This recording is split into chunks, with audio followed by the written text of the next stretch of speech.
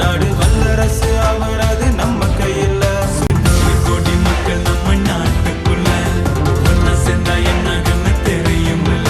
இந்த மொழியோ மடமோ பொருட்டே இல்ல. சுட்டு போடு ஜாதிய தேவையில்ல. வந்தே மாதரம் என்னும் வந்தே மாதரம் என்னும் நாம் வந்தே மாதரம் என்னும் நாம் வந்தே மாதரம் என்னும்.